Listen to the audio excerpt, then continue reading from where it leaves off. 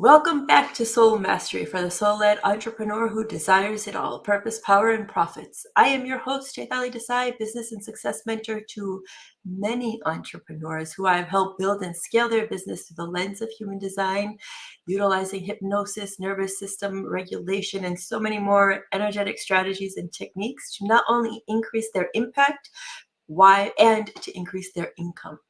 And today, guys, at the time of this recording, it is International Girls' Day.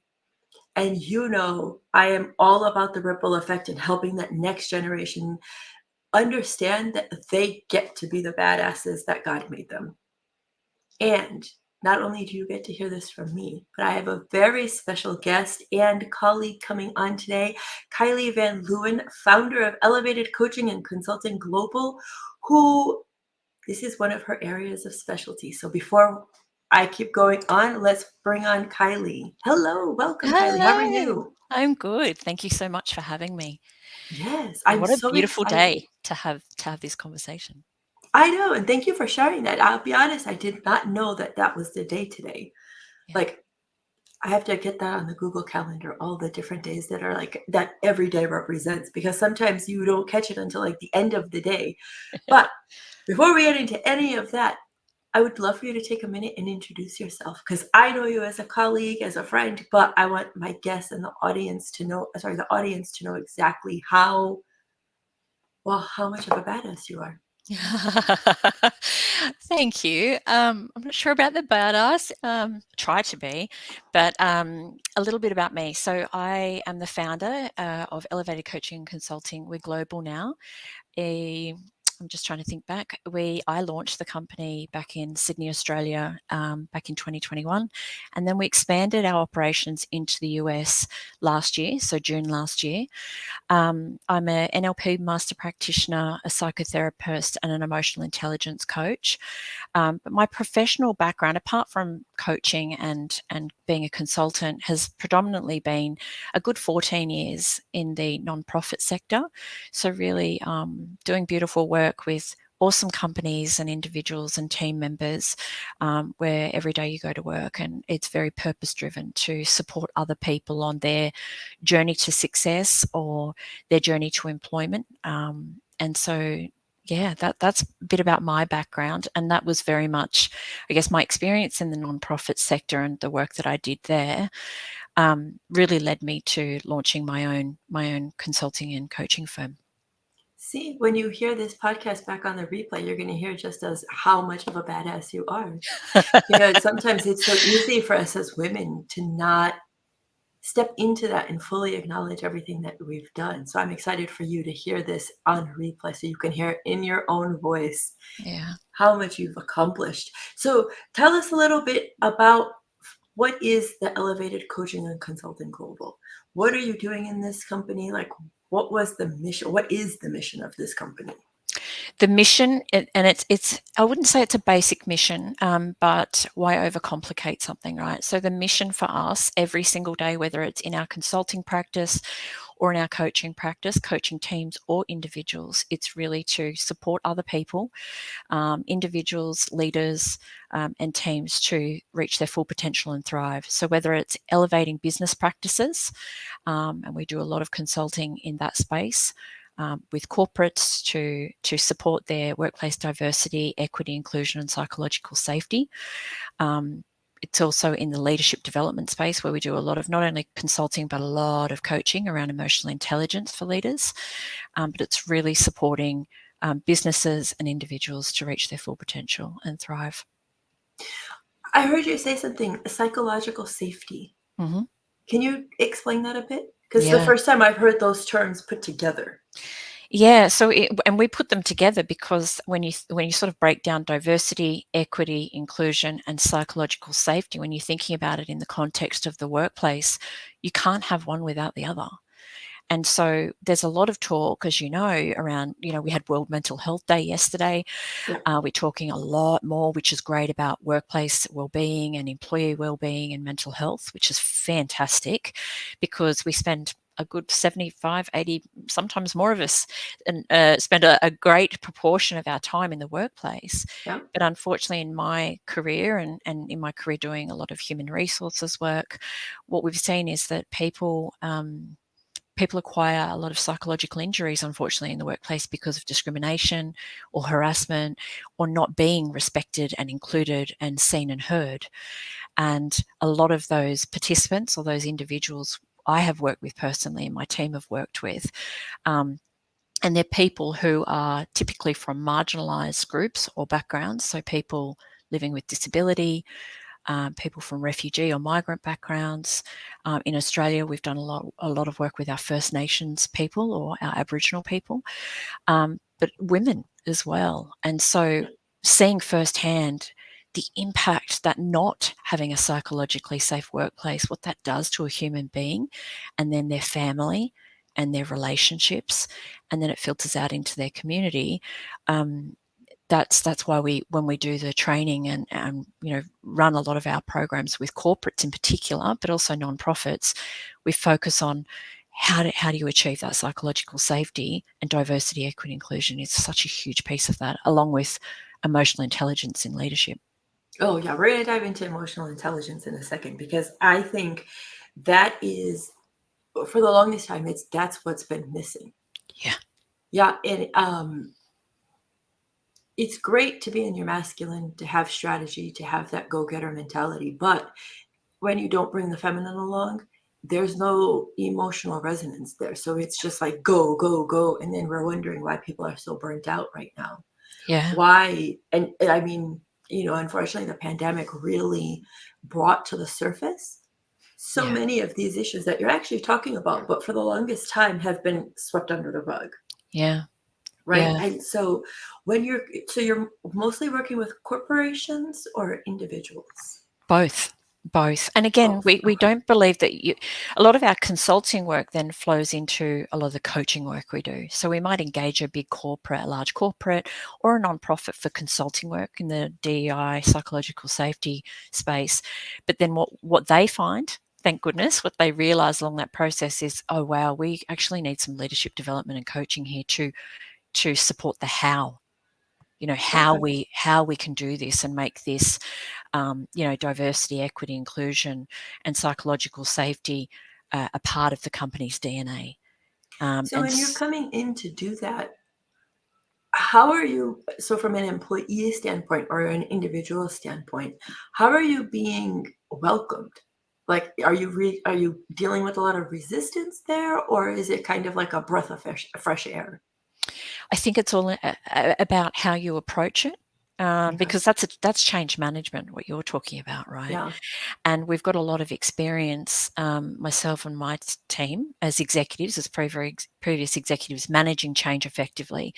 But we really pull our coaching levers to do the consulting work in that space really effectively, right? So we sit in the coaching space the majority of the time, even though we're in a consulting space going into these organizations. But Okay. it's recognizing really very quickly and educating and building that awareness with leaders that you're dealing with human beings, and not every human being is going to respond to change the same way. You will have resistors, and then you'll have people that recognize the why behind the change, and they'll be on board and more enthusiastic a lot quicker than some. And so I've faced a lot of resistance to change when I was a leader and an executive, but very swiftly recognized, okay, these are human beings. How do we, speak? How do I use and pull the levers of my emotional intelligence, my skills in that space to make this change more seamless and comfortable, and take that fear out of it for the employee? So I think from my experience as an executive doing that, as a consultant running my own firm and going in as a third and neutral party, we haven't really experienced that resistance, because we are seen as a third and neutral party. So we're not an individual's leader. We're not there telling people, you need to get on board. We're, we're there. We're not the leadership team going, you're going to be, there's going to be negative consequences for you as an employee. We go in and come from a very, very supportive place. And we usually have a lot of disclosures people feel safe. And during that change management process, we have a lot of disclosures about how people are truly feeling that they haven't told their leaders. Oh yeah. Well, you just said it, right? It's the question of safety. Yeah. And it's such an interesting topic because safety has come up a lot in the last couple of weeks in different conversations for me. So this is an interesting space that you sit in Mm. to have to deal with safety, because now you're not only talking about one to one, you're talking one to many, right? For the most part. Yeah. And not everybody requires the same level of safety. Yeah. Right. So if you're, for myself as a woman of color coming into that situation versus like a Caucasian man coming into that, how are you balancing the dynamics of that? Well, we recognize really early on who we're engaging with in the audience. So, because I have, and we talk about intersectionality a lot in our work in Yeah. diversity, equity, inclusion, and so because we have that awareness going in as consultants and coaches, and we all have different lived experience, myself and my team, we can go in there very early on and realize, okay, Mary down the back, she's going to need something different to Joe down the front in this room, or just people's body language, even, or their behavior. The people that are the quietest are either often those that are on board and don't really have a lot to contribute, or they are those that are going to resist the change the most. And so it's really presenting and workshopping through that with the group, but then having that time with every single individual and not just the leaders, but every single person, that's going to help move that change along, and really understanding how they genuinely, honestly feel about it. And you're going to be on a really different part of that continuum with every individual. You're going to have people that are so far ahead and ready to just go and excited about the change, and then you're going to have people that are right back here at the start. But then you'll have people that'll go, forwards and then go backwards, and you have to go Yeah. backwards with them and coach them through, and really walk beside them to take them on that journey rather than just forcing it on people.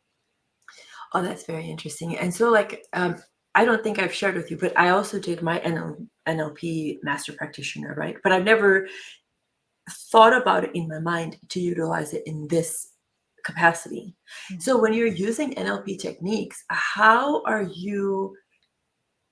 I don't ask for proprietary, but like when you're creating these workshops and you're implementing these NLP techniques, how is it that one, that it's being received, but then two, again, it's because it's one to many, how are you able to drive that change?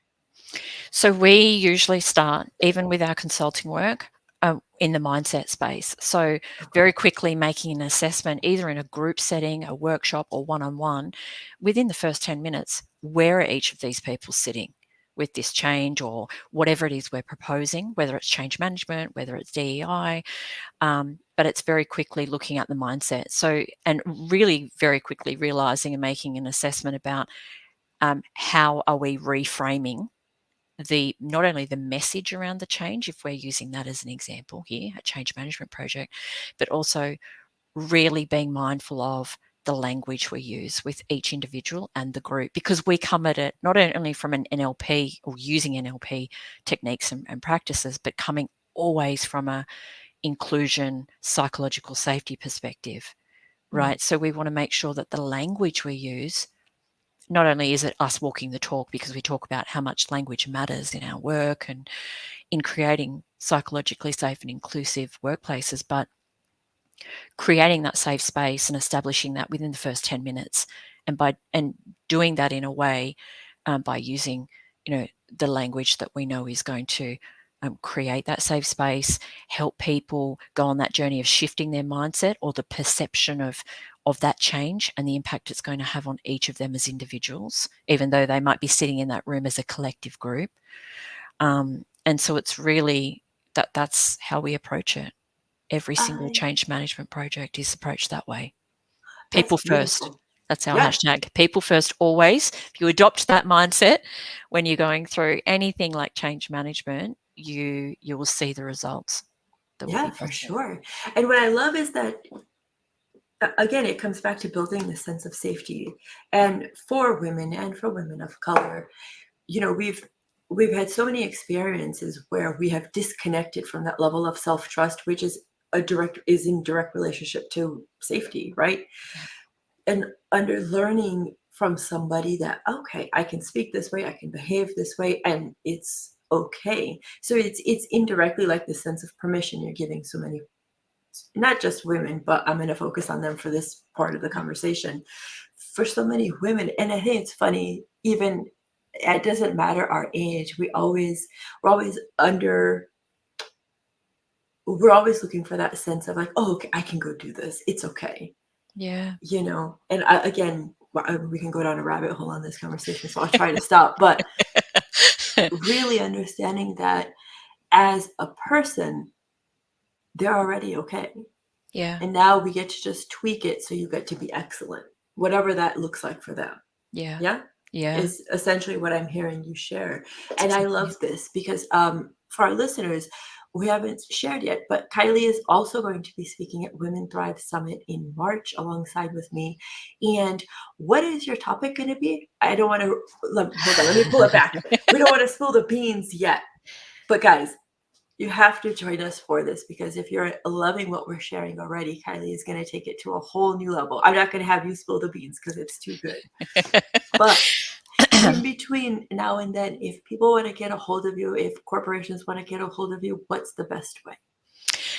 Corporations, probably LinkedIn is much. I do a lot of work on LinkedIn and connect a lot with my audience on LinkedIn. Okay. So LinkedIn is great, or you can also jump on our website, which is elevatedconsulting.net. And I'm also on Instagram as well. Perfect. We'll have all of that in the show notes. And Kylie, you have a special gift for our audience. Do you want to share about it, Yes. please?